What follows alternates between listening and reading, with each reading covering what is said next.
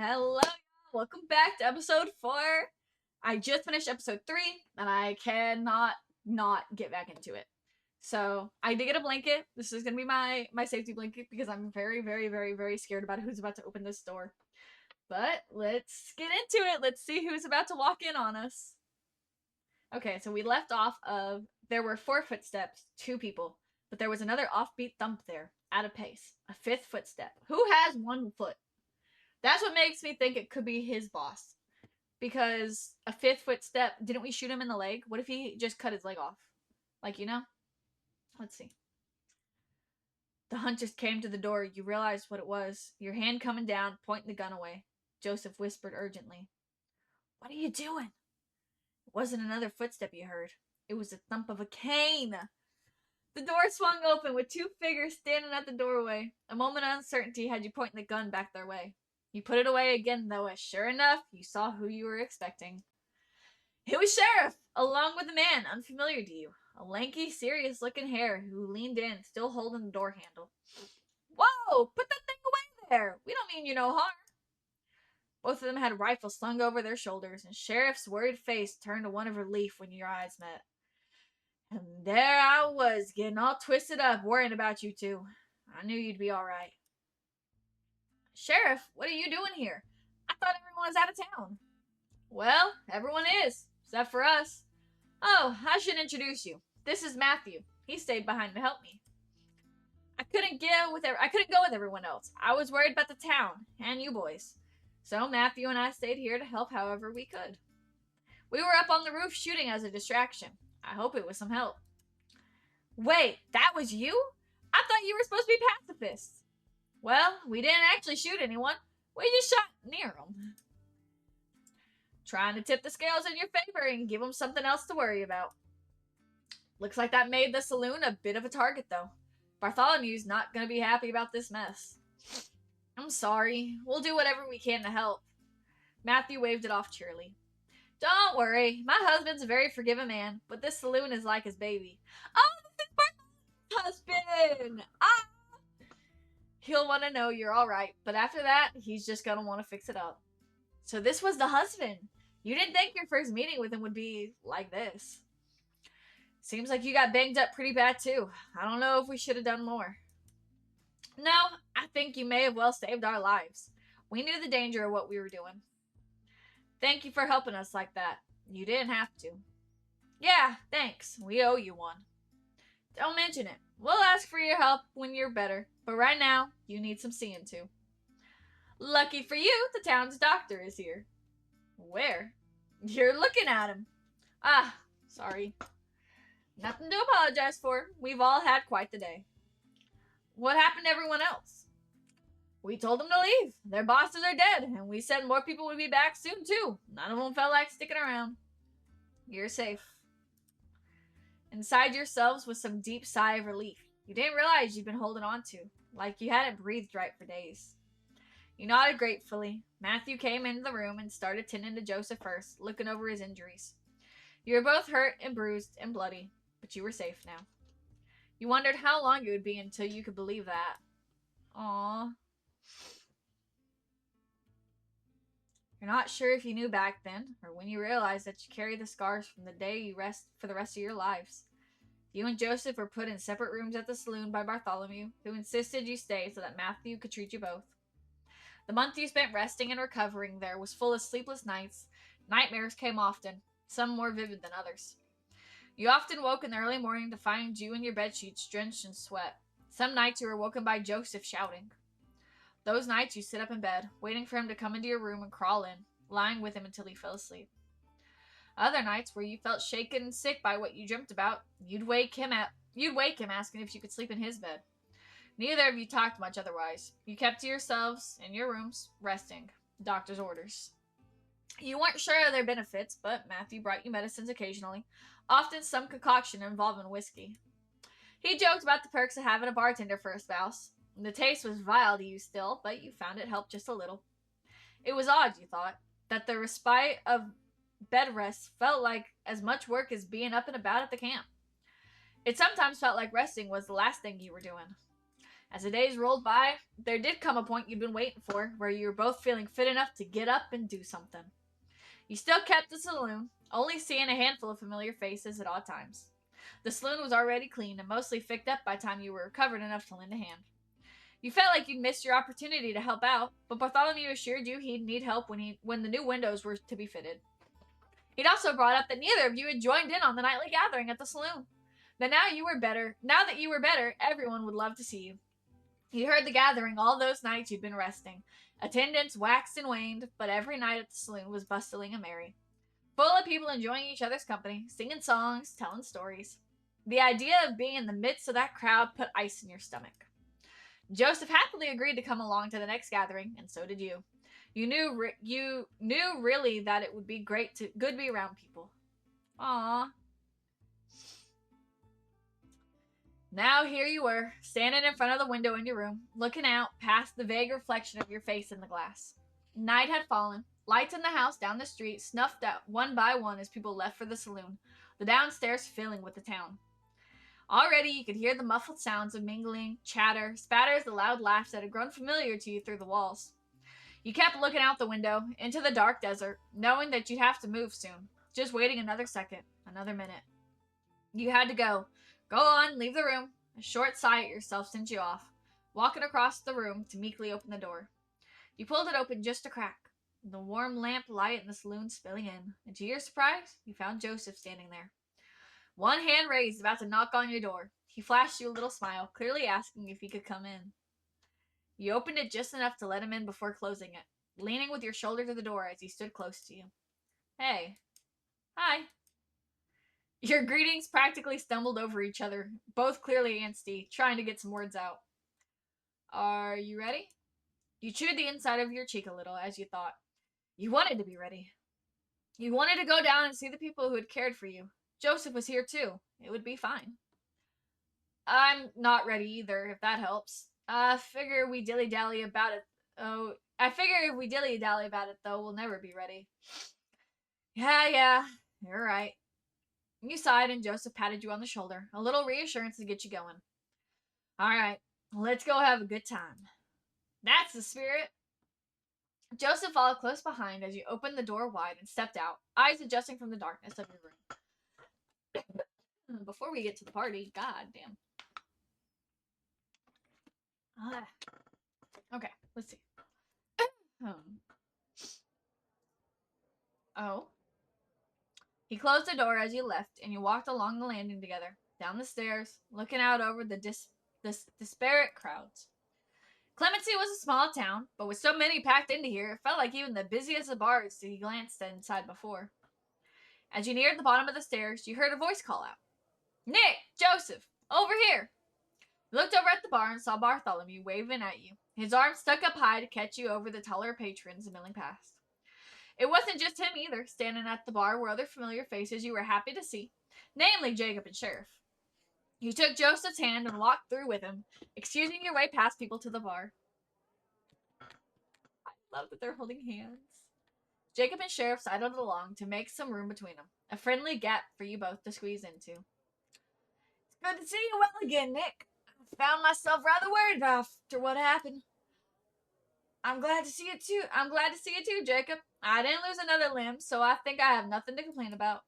He gave you a gentle, reassuring smile, seemingly genuinely calmed by your jokey reassurance. Sheriff leaned in to address you both.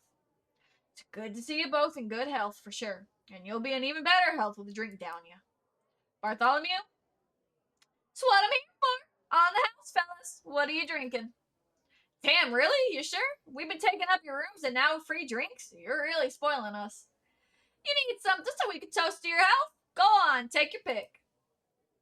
Well, I think I'll just stick with the beer. Alrighty, how's about you, Nick? Can you do me a whiskey? You felt Joseph giving you a quizzical look, surprised you choose such a hard liquor. Sure thing. Let me get on those. He turned and busied himself with finding what you ordered, and you looked at Joseph, his face still confused over your choice. What? I've acquired a bit of a taste for it. No, I can respect it. Just didn't see it being your kind of thing. I'm full of surprises, huh? Sure are. You felt a little blush rise to your cheeks as he gave you a wry smile. Bartholomew set down a stout tumbler of whiskey alongside the beer on the counter. You took your drinks as Sheriff started to speak. That's more like it. Now a toast to Nick and Joseph. You boys pulled off something incredibly brave, and I'm thankful you made it. Hear, hear. You went round clinking glasses with Jacob, Joseph, Sheriff, and Bartholomew before taking a sip of your whiskey. Before it even reached your lip, the smell was burning in your nose and continued to burn as you sipped down your throat. It was a pleasant burn of sorts, though. You weren't sure if that was the way it was meant to be, but you enjoyed it all the same. So, boys, I don't know what your plans are now that you're all fixed up, but I thought I'd take the moment to ask if you'd like to stay in Clemency. I really think you fit in here. It's just an invitation, mind you. No need to give me an answer now, but just think about it for me. You and Joseph glanced eyes for a moment, both humbled and blindsided, unsure of what to say. Why did the question leave you gripping your glass, fidgeting your thumb over the rim? Wasn't this something you wanted? Thank you, Sheriff. That's a very kind offer. We'll have to sleep on it, I think. Not a problem. Just a suggestion, really. Don't mind me none. Truth be told, I can't say we have much in the way of plans as of now. No, I haven't. We've not really thought about what to do next. That was the honest truth. All you'd focus on was getting away from Curly, out from under his shadow. Now you were free. You could do anything, and yet you could think of nothing. A tightness took hold in your chest. Well, if it isn't my favorite patients. Matthew came wandering over to the bar and greeted you both with a beaming smile. Great to see you up and at it. All thanks to you, Doc. Oh, well, you're too kind. I'll drink to that. I'm setting up a poker game right now, so I thought I'd wander around to see who's game. I'll join in. Alright, I've already got another guy as well, so I just need at least one more person. You'll be able to sneak away from the bar hunt? He spoke past you to Bartholomew, who rolled his eyes. I admire your tenacity, Matthew, but I'm not going to join in on your poker, no matter how many times you ask. Alright, can't blame a man for trying. Joseph caught your eye and gave you a look to ask, you mind if I go? To which you just nudged him encouragingly with your elbow. I'm game if you're prepared to lose. Joseph gave your arm a gentle squeeze before he grabbed his beer and headed with Sheriff towards the back of the saloon. They're so cute. You watched him disappear in the throng of people before turning back to the bar, just left with Jacob and Bartholomew. Not a gambler then, Jacob? Oh, heavens, no. Not that I've had any particular objection, I'm just terrible at it. I have to say my poker face is quite dire. You chuckled at that, certainly seeing how that could be the case. Your eyes turned down to your drink, small talk dying away. Staring into the clear liquid that streaked the glass as you rolled it around in your hand. Were you a whiskey drinker now? You couldn't have foreseen that a month ago. Nor could you have foreseen before that you'd meet Joseph. That you'd end up here, having left again. Curly gone. Thinking back on it, it felt like you were always going to be under Curly's thumb. What else was there for you? That was going to be your life until the tides of fate swept you elsewhere. You didn't think you'd ever have a chance like this. Now you have a chance to choose your life. Everything is still just as hazy. What comes next? I know that look. You turned your eyes up to Bartholomew as he put his elbow on the bar, leaning in with a friendly, knowing demeanor. That's the face of someone with a lot going on out in the upstairs. That, or there's something else very interesting at the bottom of that glass. You think about what Sheriff said?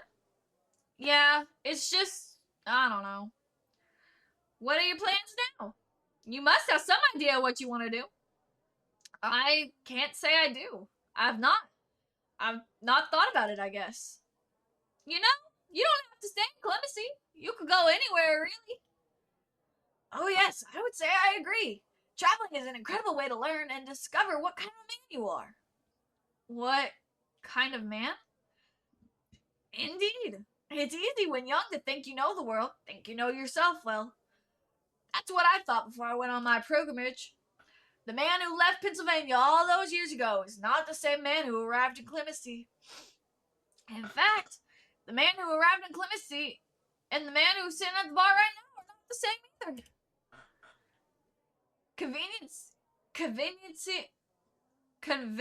What? Convening with your fellow people gives you a great deal of clarity and substance to your character. I think I see what you mean. You knew what he meant, of course. You'd run with Curly for years now. Who you were when you left home and who you are now are strangers to each other. You weren't sure if that person from years ago met you now, that you'd be someone you wanted to know. It's not yourself either. You can learn a lot about someone else from traveling with. It's not just yourself either. You can learn a lot about someone else from traveling with them. Me and Matthew learned so much about each other on the trail, both the good and the bad. I don't think you really know someone until you've had to share the same bed for weeks on end. It could be good for you and Joseph. Maybe. You could feel your cheeks turning red. Joseph had talked about riding east before, but that was more like running away at the time. What Bartholomew had said stuck in your head. Do you even know Joseph? Do you really know him? You thought you did, but really you've only just met. You don't really know that much about each other. While you may feel things for him, you never have anyone else, and you've gone through hell and high water to be here together. Is that enough? Is that a reason to stick together? Do you want to know who he is? Do you want him to know who you are? You have no idea what the future holds. You have no idea about anything. You don't know Joseph. He doesn't know you either. You don't even know yourself. Tar was welling up in your chest, coating your insides, making you heavy. Breathing deep, tapping your fingers on the bar. It's too warm in here. Too many people. You need some air. You feeling all right, Nick? His words snapped you out of your thoughts, but the feelings remained. You nodded subtly. Yeah, I think I'm gonna go outside. Get some air. Giving them both a weak smile of reassurance, you left your drink on the bar and stepped away, passing strangers to head out the doors. Oh no, don't get cold feet. The night air was refreshing as it cooled your head. You welcomed the chill breeze from the desert that ruffled through your fur. You didn't hang around long on the saloon porch, walking away into the town, leaving behind the yellow light that spilled from its windows. You left the town, too, past the sign that said the name, making your way up a path at the outskirts that brought back forlorn memories. Memories of feelings not unlike the ones you were harboring now, as you stood at the top of your climb on a familiar cliff. You took slow, deep breaths of the night air, filling your lungs, clearing your head. You wandered over to the cliff edge and gazed over the town, the light of the saloon stark against the inky dark. The desert was quiet, save for the whistle of wind, care, and the chirp of insects. You crouched down and fell on your haunches, sitting and letting your legs hang over the edge of the cliff. Aww. It was funny to think how many life-changing things had happened to you up here. Meeting Joseph, spending the night with him, sowing the seeds of your plans to be free. Was there some comfort to being up here, perhaps? Fond and fresh memories that calmed you, reminding you why you were here. Still, there was a gnawing feeling on your heart, no matter how much you hoped for there not to be. Why are you feeling like this? Why are you so worried? Why are you so scared? What's wrong with you? Shouldn't this freedom you have now be a good thing? Why does it feel like everything's about to come crashing down around your ears? What about Joseph? Sweet Joseph, that you made a promise with. You let out a heavy sigh. You didn't expect to be weighed down with so many thoughts tonight. This was supposed to be a celebration. Now you were up here away from everyone, many contradictions running through your mind. That's always been your answer to things, running away. The only time you didn't was because of that promise. How stupid can you be to choose to fight and then want to run away from everything you were fighting for? You'd probably run away from yourself if you could. You just wish you could answer why. You sat for a little while. The wind up here was still a pleasant breeze. It blew past your head, cooling your warm ears, taking small grains of sand with it that floated off the cliff. Not thinking about much at all as you looked out into the night at the distance, dark blue silhouettes of hills. Howdy, stranger. What brings you out here? Aww. You were drawn from your trance by Joseph's voice all of a sudden. You were so out of it you hadn't even heard him approach. You turned and looked up at him. He was standing a few paces away, his beer in one hand, your whiskey in the other. Mind if I join you? You nodded at the ground, letting him know he could come sit. He walked over and lowered himself carefully to sit next to you, keeping the drink steady. He held your whiskey glass out to you by his fingers, and you took it as he put it on your palm. Thanks. No problem. So, like I said, what brings you out here? You absentmindedly scratched the side of your glass with a blunt claw as you thought about your answer. I just needed some air. Yeah, it was a little stuffy in that saloon, if you ask me. We did Bartholomew a favor of breaking some windows, air out the place. You giggled a little at that. He was good at making you feel better. How are you always so charming? It seems to come to you so easy. He looked a little bashful at that comment, scratching his head, unsure what to say. I don't know. Just picked it up over time, I guess. Helps you get out of fights and whatnot. Yeah, that makes sense. You feeling alright? Didn't say anything when you left. Sorry, I didn't want to bother you during your poker game. You thought about what you wanted to say, but so many things vied for your tongue. Everything swelling up inside you, chest fit to burst. You didn't know if you could admit how you were feeling to him. It almost felt too personal. It felt wrong. It felt harsh. I feel strange. That's the simplest way I can put it. He looked at you a moment, eyebrow cocked, unimpressed. Lay it on me. Huh? Lay it on me. I want to know what you're thinking. I know you got stuff on your mind you ain't telling me. You blew through your lips with a sigh, thinking about whether you should. He was right, after all. You don't have to hide how you feel anymore. If you were honest, you didn't want to keep hiding it. I'm scared, I guess. I don't know what the hell I'm supposed to be doing. What I'm gonna do next. Everyone at the saloon was asking us about plans, and I realized I don't have any. I didn't think that far ahead. Now we're here, and I don't know what to do. I feel like an animal that's been let out of his cage and gotten lost in the wilderness. But what are you scared of? What's the worst that could happen? I don't know. That's why I'm scared. What if I do the wrong thing? Make the wrong decision? What if I decide to settle down in clemency like Sheriff said and I don't like it? Where would I go? I've had so much of my life wasted running with Curly. I don't want to lose more of it to bad decisions. I've made too many of those. I don't want to waste my life either. We can make those choices together now, though. We can turn over a new leaf. I know we could, but I'm worried about you too. I was talking with Jacob and Bartholomew, and I realized I don't know you. I don't know anything about you. Joseph's face was solemn. He just stared into your eyes like he was trying to unpick some meaning from your expression. I've done horrible things, Joseph. I don't know that I like the person I've become after Curly. I don't trust myself. You did what you needed to stay alive. You don't have to like it. You were growing frustrated with his rebuttals, like he wasn't listening to you. You twisted your body round, one leg up, facing him head on. I love you, and I'm scared of hurting you. I'm scared that the man who could hurt Curly is the same man that could hurt you. Oh, I'm gonna cry. Oh my gosh. I'm scared that if we really knew each other, we wouldn't be here in the first place. The wind whistled in your ears. Joseph's face was still. Eyes squinted a little, contemplating your words. A few moments passed before he opened his beak to speak. I love you too, and I'm not scared of you. I want to find out who you are, and hope I have the courage to let you find out who I am. I'm scared as all hell too. I know what you mean. Now that I'm free of the gang, I don't know what to do with myself. All I know is I want to be with you. Maybe we'll make bad choices, but who cares? You helped show me I don't have to live my life in fear, Nick. I think if we're scared, it means we have our heads screwed on right. But it doesn't have to stop us from living. We can make whatever mistakes we want. We can stay in clemency forever. We can go travel in the country. I don't give a hoot. Tonight ain't the night to worry about the rest of your life. Whatever happens to us, if I can kiss your face at the end of the day, then everything will be alright.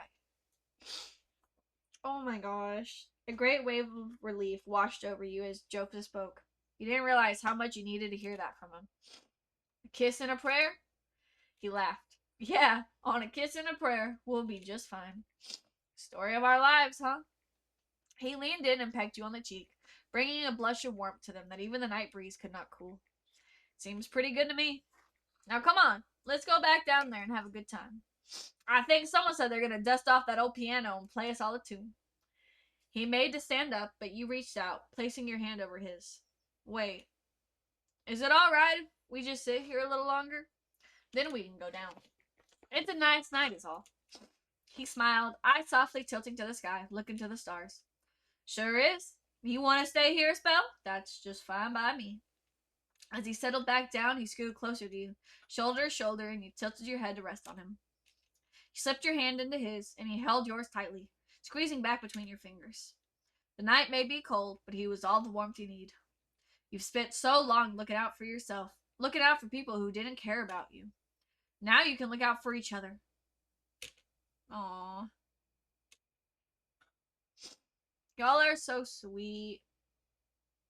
Hell yeah. The end? The end? What? Wait! Wait! No! It said 6 hours! Shit! I guess the 6 hours is just like the different choices. Like if I had ran during the fight with Curly. Oh my gosh! I didn't want it to be over yet. I wanted a whole story. I wanted more. I wanted more. Oh no. Oh my gosh, that was such a good game. That was amazing. Oh my gosh. I hope that there's a little clip afterwards. That was so sweet. I absolutely loved it. Oh, I love Nick and Joseph. They're so cute. They're the best couple. I love the art style too. All our love to our friends and family and partners who support us and made it possible for us to make this gay little game. You mean the world to us. It's so cute. My gay heart. I love it. Oh my gosh. That's so sweet. And it's something that like... That's the end. Thank you for playing Lookouts. This has been a huge project for both of us, and we're super proud and happy we've been able to share it with you after so long. If you enjoyed the game, please leave a comment or rating on itch.io, Twitter, whatever. We love hearing from people about their time with the game. If you'd like to support us so we can keep making games, you should check out the paid Gold Edition. It's only $5, or it's only $6.50 on itch.io. Oh my gosh, the Gold Edition comes with a bunch of stuff like the full soundtrack, loads of original art and doodles, wallpapers for desktops and mobile, and a development art book. I want it. Go buy it. Go get this art. Once again, thank you for playing. From the bottom of our hearts, you can click the button that'll pop on the next screen to restart the game. Oh my gosh. I love it. I love it. I love it. I love it. Okay. Well, I hope y'all liked this series. I was only 3 episodes, but I hope y'all really liked it. It was so sweet, and I loved getting to read their story. And I think it's something that people can connect with. It's something that, like, even if, like, you're not in the LGBT community, I think everybody wants to find that place that they fit in at. And it's just a good story. It's just a good message. Aw, well, this is a little shorter than the other ones because it's the end. But I hope y'all enjoyed this series. I hope you liked the art style. I hope you liked the reading. I know my accents kind of got a little fucked up in the middle there, but it's okay. But yeah, I hope y'all enjoyed. And I guess I'll see y'all in the next video.